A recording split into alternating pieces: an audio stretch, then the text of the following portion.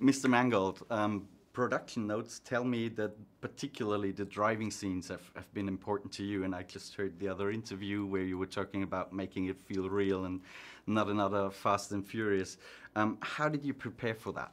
Did you watch YouTube footage, or did you go to actual races? We watched documentary footage of the races of the period. We also read a lot about. I wanted to understand what were the strategies of the drivers, what were the styles of the Ferrari team versus the GT40 team. What Ken Miles' style? What was, that's what Christian wanted when he did research and playing Ken Miles. It was an understanding of how did he drive, how did he act, what was he like in the cockpit of the car, and because in many ways, if you want to know the true story, you can read a book, you can watch a documentary, but that we had a chance to kind of create the feeling of being right in there in the cockpit behind the wheel with Ken Miles at Le Mans in '66. And that, to me, that was the one thing a dramatic film can do that none of the other medium can do.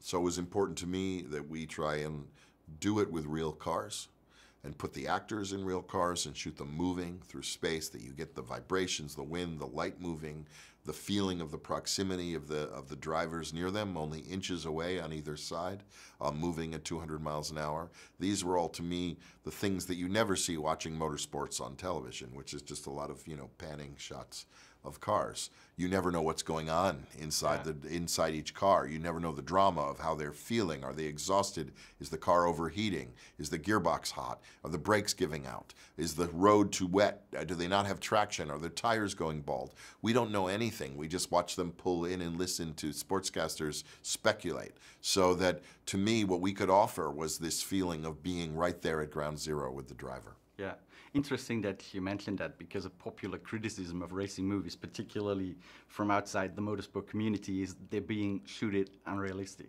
So it was important to you making it realistic, and also you mentioned different angles than what you see in a race live coverage.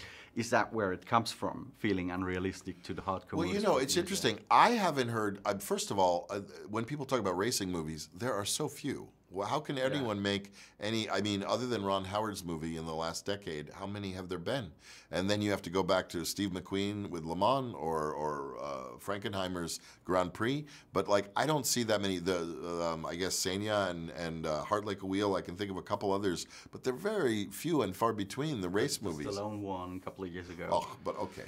That's what I'm referring to. Yeah. Well, I think that there's not many, and what the Stallone one is 20 years old too, I think, and the Rennie Harlan, right? Yeah, and I think that for me the reality is that I actually think there was a lot of room to improve.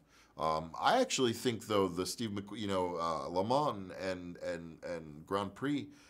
The action was great. It was the drama that was terrible. I thought the footage was almost just real footage from the race.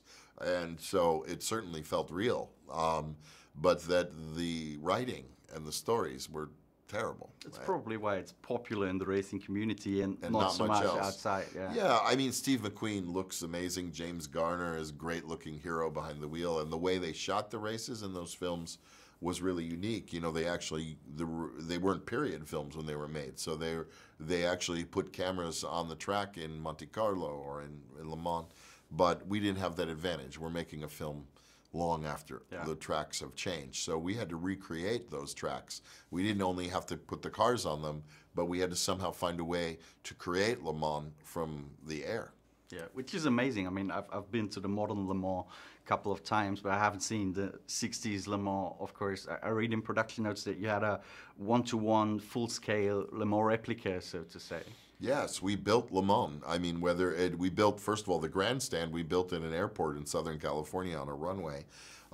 Why on a runway, you might ask? Well, to have cars really going 150 miles an hour as they pull into the pit and hit their brakes, you need a long run-up to get the car up to speed, and of course for safety, if someone's going by the pits 100 miles an hour, they need a long bit of road to slow down before they crash. So you have to find some very long abandoned strip of perfect asphalt to build your grandstand along. And then the rest of the track, we found locations in Georgia, and we shot the village of Le Mans in Le Mans, France. Yeah. And all together, they make a vision of Le Mans in the 1960s, which to me there's such charm. You know, it's beautiful now, but it's a very modern sports facility, glass and very modernist.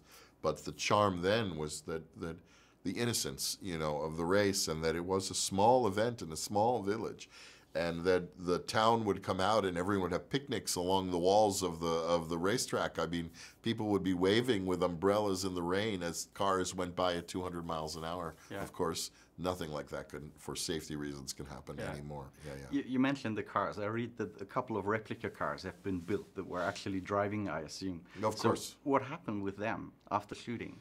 Well, we actually have them. I think we still have them. We might show them, I guess, in part of the release of the movie.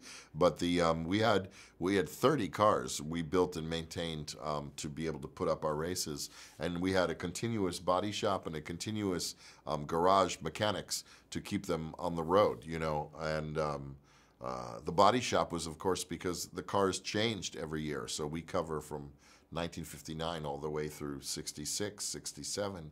So the GT40, the Ferraris, all of them have changes to their body.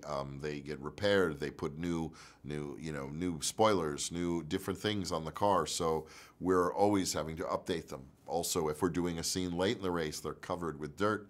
We have to paint them that way, or the paint's starting to scratch and flake off. If it's the start of the race, they should look pristine and brand new painted. It's a nightmare of continuity, to be honest, doing one of these films. Yeah.